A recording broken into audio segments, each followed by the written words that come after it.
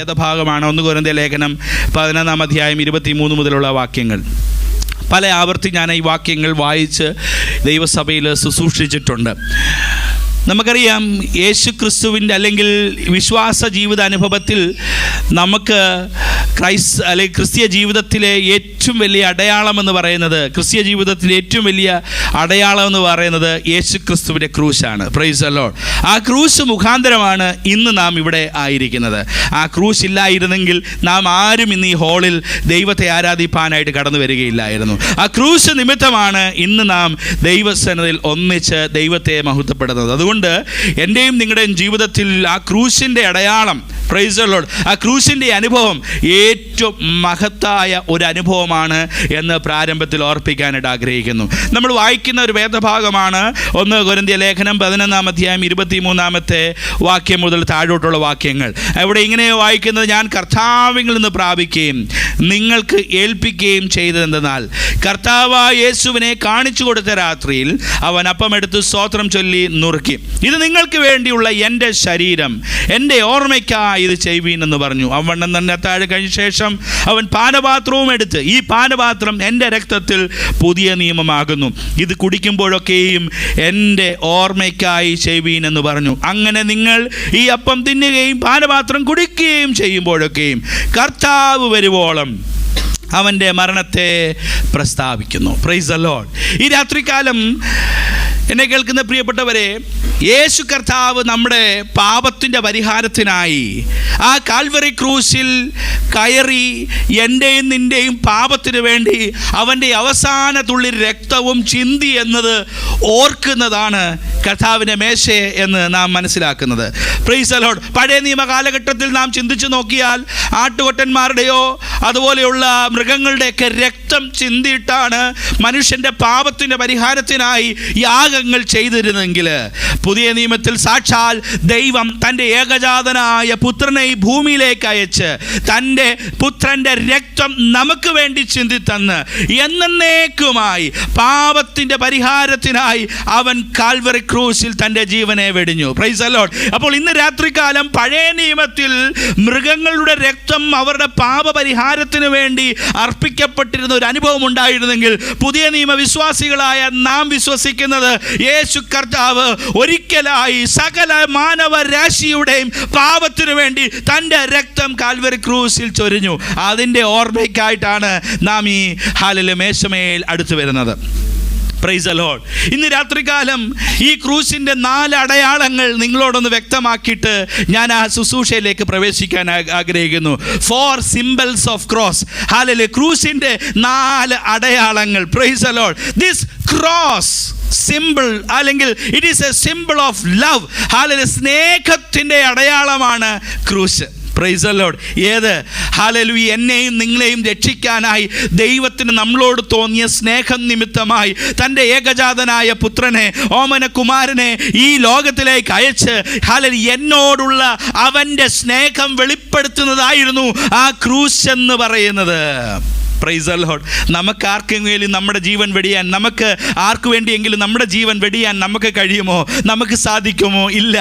എന്നെയും നിങ്ങളെയും രക്ഷിക്കുവാനായി കർത്താവ് കാൽവറി ക്രൂശിൽ കാണിച്ച സ്നേഹത്തിൻ്റെ അടയാളമാണ് ആ ക്രൂശ് എന്ന് പറയുന്നത്. Praise the Lord. എൻ്റെയും നിങ്ങളുടെയും ജീവന് പകരമായി പാപത്തിൻ്റെ ശമ്പളം മരണമെന്നാണ് ദൈവവചനത്തിൻ്റെ വ്യവസ്ഥയെങ്കിൽ, എനിക്കും നിങ്ങൾക്കും വരിക്കേണ്ടതായ മരണത്തിൻ്റെ ശിക്ഷ ഏറ്റെടുത്തുകൊണ്ട് കാൽവറി ക്രൂശിൽ ഒരുവൻ എനിക്ക് വേണ്ടി യാഗമായി തീർന്നു. ആ യാഗം എന്ന് പറയുന്നത് സ്നേഹത്തിൻ്റെ അടയാളമാണ്. ആ ക്രൂശ് സ്നേഹത്തിൻ്റെ അടയാളമാണ്. ഒരു ചോദ്യം ഇന്ന് രാത്രികാലം ഈ ആണ്ടിൻ്റെ അവസാന നിമിഷത്തിലേക്ക് നാം എത്തി നിൽക്കുമ്പോൾ ദൈവം മുമ്പാകെ ഹല്ലേലൂയ ചോദിക്കേണ്ടതായ ദൈവാത്മാവ് നമ്മളോട് ചോദിക്കുന്നതും അത് തന്നെയാണ്. ഞാൻ നിങ്ങളോട് കാണിച്ച സ്നേഹത്തിൻ്റെ പകരമായി, നിങ്ങളോട് കാണിച്ച ആ ക്രൂശിൻ്റെ സ്നേഹത്തിന് പകരമായി, what have you done for me? എനിക്ക് വേണ്ടി നിങ്ങൾ എന്ത് ചെയ്തു? Praise the Lord. നമുക്ക് ശമ്പളം തരുന്ന കമ്പനിക്ക് വേണ്ടി നമ്മൾ ജോലി ചെയ്യാറുണ്ട്. ഹല്ലേലൂയ, നമുക്ക് ഉപകാരം ചെയ്യുന്നവർക്ക് വേണ്ടി പ്രത്യുപകാരം ചെയ്യാറുണ്ട്. നമ്മെ സഹായിച്ചവരെ നമ്മൾ ഓർക്കാറുണ്ട്. നമ്മെ നടത്തിയവരെ നമ്മൾ ഹല്ലേലൂയ അവരെ ബഹുമാനിക്കാറുണ്ട്. എന്നാൽ എൻ്റെയും നിങ്ങളുടെയും ജീവിതത്തിൽ ഹല്ലേലൂയ എന്നേക്കുമായ നിത്യത ഒരുക്കി തന്ന പാപത്തിൻ്റെ നാശത്തിൽ നിന്ന്, നരകത്തിൽ നിന്ന് എന്നെ വിടുവിച്ച് നിത്യതയ്ക്ക് അവകാശികളാക്കി മാറ്റിയ യേശു തൻ്റെ രക്തം നമുക്ക് വേണ്ടി ചിന്തിയെങ്കിൽ what we have done for him, അവന് വേണ്ടി എന്ത് ചെയ്തു. Praise the Lord. ഈ ആണ്ടിൻ്റെ അവസാന മിനിറ്റുകൾ, മണിക്കൂറുകളിൽ നാം എത്തി നിൽക്കുമ്പോൾ നമ്മുടെ തന്നെ ആത്മീയ ജീവിതത്തെ നമുക്കൊന്ന് പരിശോധിക്കാം. What I have done for him. Hallelujah. അവൻ എനിക്ക് വേണ്ടി കാൽവറി ക്രൂസിൽ മരിച്ച് എനിക്ക് നിത്യത ഒരുക്കി തന്നെങ്കിൽ, എനിക്ക് രക്ഷ ഒരുക്കി തന്നെങ്കിൽ എൻ്റെ ഭാഗത്ത് നിന്ന് അവന് വേണ്ടി എന്ത് ചെയ്യാൻ കഴിഞ്ഞു. ഈ ആണ്ടിൻ്റെ അവസാന നിമിഷങ്ങളിൽ നാം എത്തി നിൽക്കുമ്പോൾ ദൈവത്തോട് നമുക്ക് ചോദിക്കാൻ കഴിയുന്ന, അല്ലെങ്കിൽ ദൈവാത്മാവ് നമ്മളോടും ചോദിക്കുന്നത്, ഈ ആണ്ടിൽ നീ എനിക്ക് വേണ്ടി എന്ത് ചെയ്തു? What you have done for me. Praise the Lord. അതാണ് ക്രൂസ് നമ്മളോട് ചോദിക്കുന്നത്. Because the cross is the emblem of love. ആമേൻ. രണ്ടാമത്തെ കാര്യം, the cross is a symbol of endurance. ഹല്ലേലൂയ. സഹനത്തിൻ്റെ അടയാളമാണ് ക്രൂസ്. ക്രൂസ് എന്ന് പറയുന്നത് സഹനത്തിൻ്റെ അടയാളമാണ്. അത് സ്നേഹത്തിൻ്റെ അടയാളം മാത്രമല്ല, സഹനത്തിൻ്റെ അടയാളം കൂടിയാണ്. Price the Lord. എബ്രായ ലേഖനം 12-ാം അധ്യായം 2-ാമത്തെ വാക്യത്തിൽ നാം വായിക്കുമ്പോൾ, അവൻ തൻ്റെ മുമ്പിലുള്ള സന്തോഷത്തെ ഓർത്ത് അപമാനം അലക്ഷ്യമാക്കി ഹല്ലേലൂയ ക്രൂസിനെ സഹിച്ചു എന്ന് രേഖപ്പെടുത്തിയിരിക്കുന്നു. പ്രിയപ്പെട്ടവരെ, യേശു ആ ക്രൂസിനെ സഹിക്കുകയായിരുന്നു. അപ്പോൾ ക്രൂസ് എന്ന് പറയുന്നത് സഹനത്തിൻ്റെ അടയാളമാണ്. ഈ കാലഘട്ടത്തിൽ നമുക്കറിയാം, അനേക ഇടങ്ങളിൽ അനേകരെ പീഡിപ്പിക്കുന്നുണ്ട്. അനേക മിഷണറിമാർ ഉപദ്രവിക്കപ്പെടുകയാണ്. അനേക ഇടങ്ങളിൽ വളരെ ഘോരമായ പീഡകൾ നടക്കുന്നു. നമ്മുടെ ഭാരതത്തിലും ഉത്തരേന്ത്യൻ ഭാരത പ്രദേശങ്ങളിലൊക്കെയും വലിയ പീഡനങ്ങൾ ആളുകൾക്ക് നേരെ ഉണ്ടാകുന്നു. നമ്മളൊരു KSRTC ബസ്സിൻ്റെ കല്ലെറിയാൻ പോയിട്ടില്ല. നമ്മളൊരു ഓഫീസ് പിക്കറ്റ് ചെയ്യാൻ പോയിട്ടില്ല. നമ്മൾ യാതൊരു നിലയിലും ആർക്കും ഒരു ഉപദ്രവം ചെയ്യാൻ പോയിട്ടില്ല.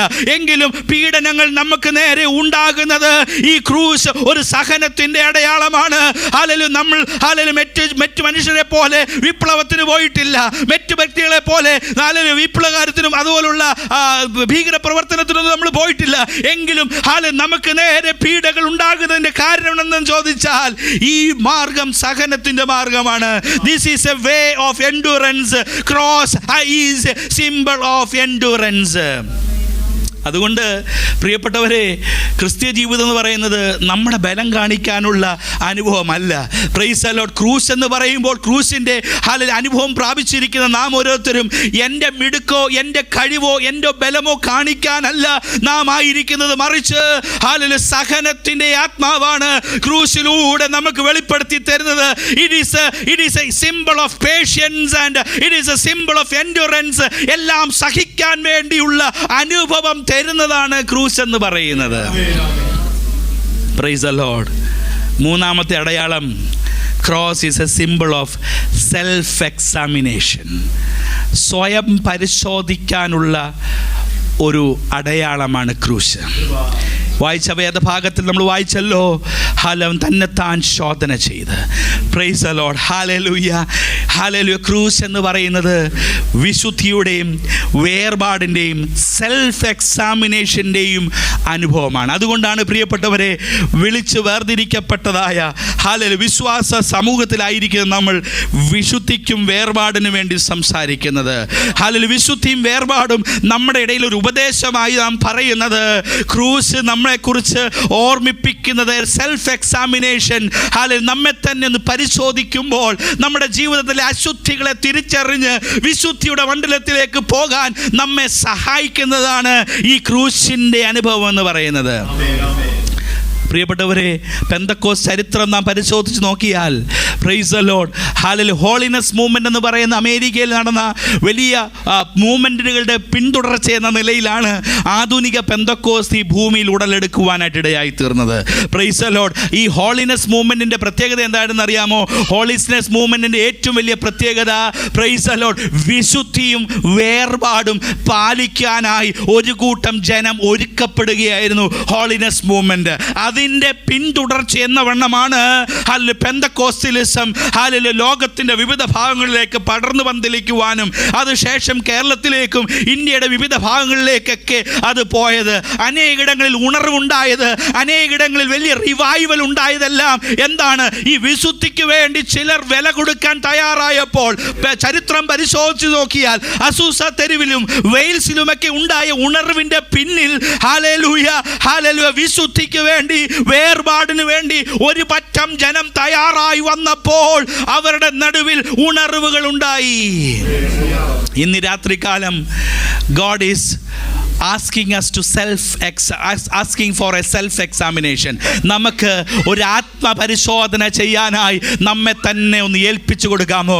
ക്രൂശ് എന്താണ് അടയാളപ്പെടുത്തുന്നത്? ക്രൂശ് എന്താണ് നമ്മളോട് പറയുന്നത്? It is a symbol of self examination that will follow to a revival and sanctification. ഹല്ലേലൂയ. അതെല്ലാം നമ്മുടെ ഉള്ളിൽ ഒരു ഉണർവ് പകരാൻ കഴിയും. വെയിൽസിലും അസൂസ തെരുവിലും മാത്രമല്ല പ്രിയപ്പെട്ടവരെ ഉണർവുണ്ടായത്. ഏതാനും വർഷങ്ങൾക്ക് മുമ്പ് ഓസ്ബറി തിയോളജിക്കൽ സെമിനാരിയിൽ, ഓസ്ബറി യൂണിവേഴ്സിറ്റിയിൽ അനേക യൗവനക്കാരുടെയിൽ ഉണർവുണ്ടായി. ദിവസങ്ങളോളം കോളേജ് അടച്ചിട്ടിട്ട് അവരുടെ ചാപ്പലുകളിൽ പ്രാർത്ഥനകളും ആരാധനകളും മാത്രം നടന്ന ചരിത്രം ഏതാനും വർഷങ്ങൾക്ക് മുമ്പ് വരെയും ഈ ലോകത്തിൽ സംഭവിച്ചതാണ്. എവിടെയാണോ ആളുകൾ വിശുദ്ധിക്ക് വേണ്ടി തയ്യാറാകുന്നത്, അവിടെ ദൈവിക ഉണർവിനെ ദൈവം പകരും. ഈ ക്രൂശ് നമ്മെ ആത്മപരിശോധനയ്ക്ക് വേണ്ടി വിധേയപ്പെടുത്തുന്നു. നാലാമത്തെ കാര്യവും പറഞ്ഞ് ഞാൻ അവിടെ ആ വാക്കുകൾ അവിടെ നിർത്തുവാനായിട്ട് ആഗ്രഹിക്കുന്നു. Cross is a symbol of praise the Lord hope. ഒരു പ്രത്യാശയുടെ അടയാളമാണ്. എന്താണ്? 26-ാമത്തെ വാക്യം വായിച്ചത് ഇങ്ങനെയാണ്: ഞാൻ വരുവോളം എൻ്റെ ഓർമ്മയ്ക്കായി ചെയ്യുവിൻ. ഒരു വലിയ സത്യം ക്രൂശ് വിളിച്ചു പറയുന്നുണ്ട്. ഇന്ന് ആ ക്രൂശിൽ ആരുമില്ല. ഹല്ലേലൂയ. യേശുവിനെ അടക്കിയ കല്ലറയിൽ ഹല്ലേലൂയ ഇന്ന് കല്ലറ ഒഴിഞ്ഞു കിടക്കുകയാണ്. ഹല്ലേലൂയ. യേശു കല്ലറകളെ ഭേദിച്ച് മൂന്നാം നാൾ ഉയർത്തെഴുന്നേറ്റ് സ്വർഗത്തിലേക്ക് കയറിപ്പോയവൻ ഹല്ലേലൂയ വീണ്ടും മടങ്ങി ഈ ലോകത്തിലേക്ക് വരുമെന്നുള്ള പ്രത്യാശ. അത് വലിയൊരു പ്രത്യാശയാണ്. കാരണം ഹല്ലേലൂയ മരണത്തിന് യേശുവിനെ ഹോൾഡ് ചെയ്യാൻ കഴിയില്ല. Jesus, hallelujah, death cannot hold Jesus. യേശുവിനെ മരണത്താൽ ബന്ധിക്കാനായി യേശുവിനെ സാധിച്ചില്ല, അല്ലെങ്കിൽ യേശുവിനെ മരണം കൊണ്ട് ബന്ധിക്കാനായിട്ട് കഴിഞ്ഞില്ല. മറിച്ച് അവൻ ഉയർത്തെഴുന്നേറ്റു വീണ്ടും വരുമെന്ന് വാഗ്ദത്തം ചെയ്തു. ആ ക്രൂസിലേക്ക് നോക്കുമ്പോൾ ഇന്ന് അവിടെ ആണികൾ അടിക്കപ്പെട്ട യേശുവിനെ നമുക്ക് കാണത്തില്ല. ആ കല്ലറയിലേക്ക് നോക്കിയാൽ അവിടെ യേശുവിനെ നമുക്ക് കാണാൻ കഴിയത്തില്ല.